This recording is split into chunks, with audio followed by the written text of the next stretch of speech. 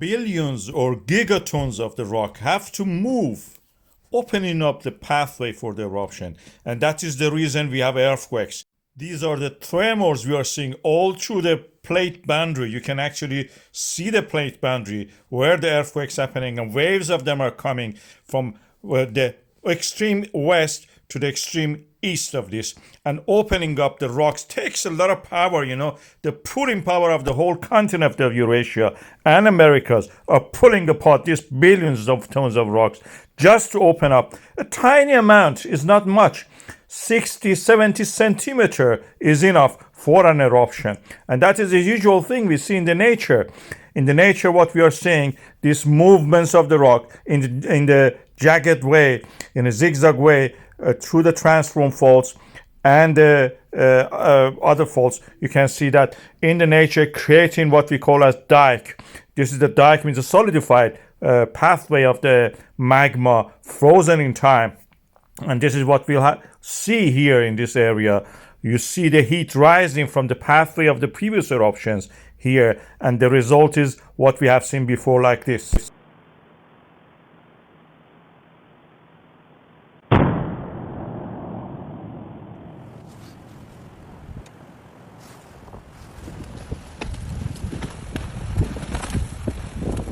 And this is all that we need. 60-70 centimeter up to 1 meter of the land opening up, letting the pressure relieved over the magma, and the magma rising to the surface, melting and forming what we call as lava.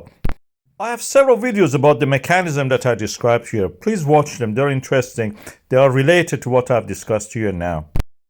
Reykjanes Peninsula of the Iceland is a very interesting place. We have an extension of the earth crust in that area, which is part of the mid-Atlantic ridge, and the stretching of it has created rift valleys. The most famous one at the moment is what I have called Grindavik Rift Valley.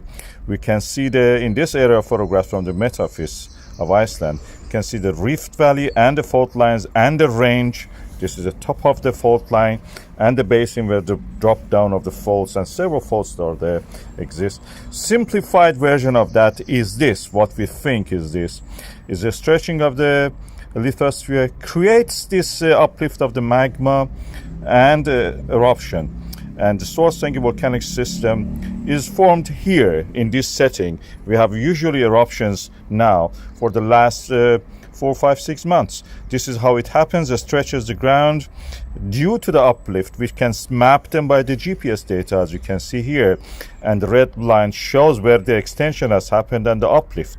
And the uplift of this area creates a bulging of the ground, and the bulging that leads to the eruption, we can actually see that in the form of the eruption that happens in the Sunnuka craters. This is a Svartsengi GPS data we are seeing. Interestingly, when we have the uplift, after the eruption happens, we see a downfall, as if the ground falls down due to the magma flowing from the Svartsengi toward the Sunnuka crater to the east. In the Eldey, we have the opposite of that. What is interesting, east-west direction, actually, you can see it here. We have a contraction of the ground in the east-west direction, and the moment eruption happens, it starts to stretch back. So what we are seeing in the opposite side of it, in the Grindavik, is the exactly opposite of what happens in the Eldey. We see that up to the point of the eruption, the land is actually stretching until the point of the eruption. Then it starts after the eruption to contract. I've tried to show this in this diagram. Extension up to the point of the eruption. Then during the eruption and after that, we have contraction of the ground. This makes sense because the land is rising due to the magma accumulation. So it stretches and then contracts. In the adjacent regions to the opposite side of the fault lines, you will see the opposite of that. When there is extension, you see on that side compression, and the opposite again when it happens. This is an interesting observation. The land is breathing. You can see that the effect of it on the Eldey and the Svartsengi and the Grindavik area. When we plot the earthquakes and the volcanoes on a map of the world, we find that they are concentrated at certain areas. This is the way we discovered the plate boundaries, and we discovered that the earth actually is cracked. The cracks through which eruptions of volcanoes may happen. Before that, also we may have earthquakes. And first we discovered that the certain coastal areas of the world, for example, Africa and South America, match together as if they have been joined together in the past. Alfred Wegener discovered this first. Now we know that the Earth continents are actually not in the original place that they have been. They have moved many times over since the creation of the Earth in 4.5 billion years ago. And this process is continuing. And where we can see the process actually in real time is in Iceland, where we have the creation of the Atlantic Ocean leading to the formation of this island. Inside the Earth is hot, practically due to the impact heat that was introduced to this planet during the formation of it. And this heat creates convection, and the convection leads, when it reaches the surface, the solidified crust at the top of the mantle creates cracks in the ground, as you can see here.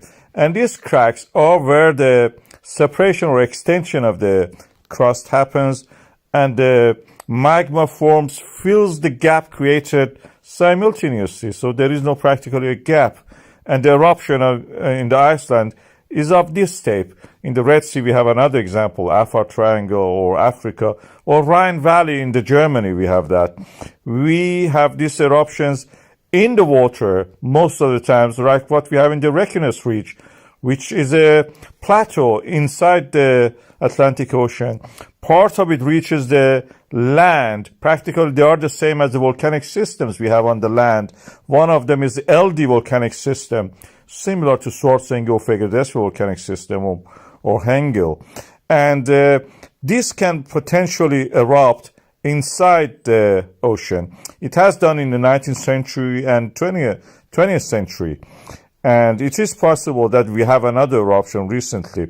Eldey itself is something like a Thorbjorn hill near the Svartsengi geothermal power plant, where the Blue Lagoon is a volcanic rock. It's the top of the ridge of the volcanoes that have been, most of it has been eroded.